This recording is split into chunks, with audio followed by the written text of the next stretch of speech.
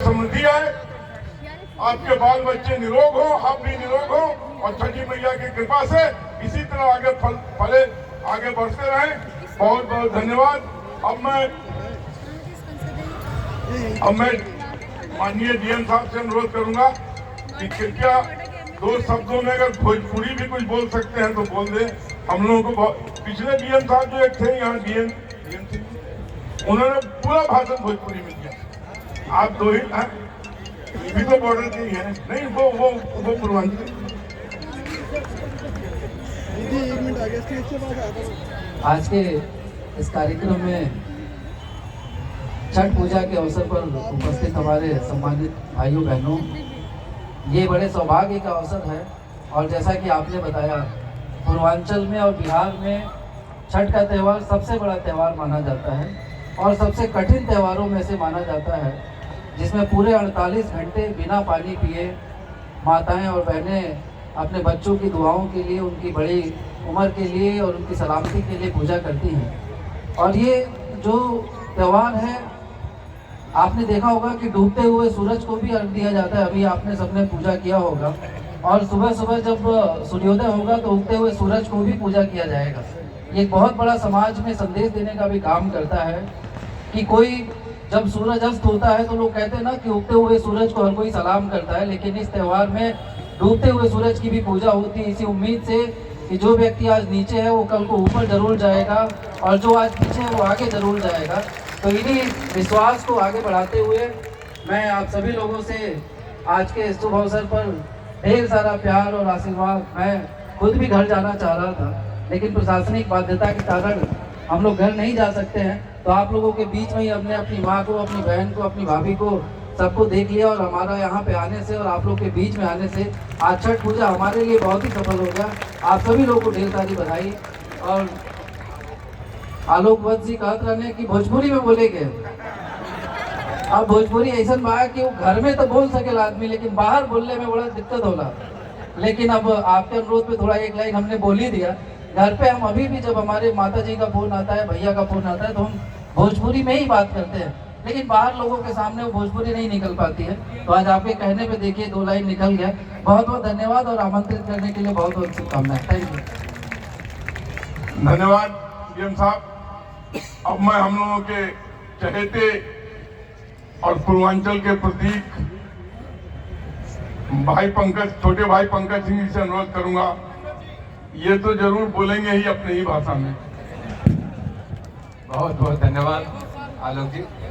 आप सब लोगों को छठ के इस महापर्व की बहुत बहुत बधाई, बहुत बहुत शुभकामनाएं।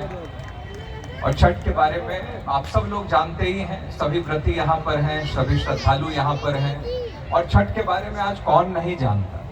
पहले लोग ये कहते थे कि ये झारखंड, बिहार, पूर्वांचल तक यह पर्व मनाते थे, लेकिन आज इस देश के कोने कोने में और विश्व के कोने कोने में आज ये छठ का महापर्व लोग मना रहे हैं। ये आस्था सनातन धर्म के प्रति, आस्था छठ महापर्व के प्रति ये लगातार बढ़ती चली जा रही है। और मैं यह छठ का महापर्व अनेक संदेश लेकर भी आता है। हर त्योहार का अपना संदेश है, लेकिन छठ का भी अपना एक संदेश, एक बहुत महत्वपूर्ण संदेश अपने में समर्पण, त्याग, तपस्या, स्वच्छता, अनेक ऐसे आस्था, परंपरा, संस्कृति, इन सब चीजों को समेटे छठ का यह महापर्व हम सब लोगों के बीच में आता है। और हम सब बड़ी संख्या में लोग भगवान सूर्य और छठी माँ के आशीर्वाद प्राप्त करने के लिए सूर्य भगवान को अर्घ भी चढ़ाते हैं।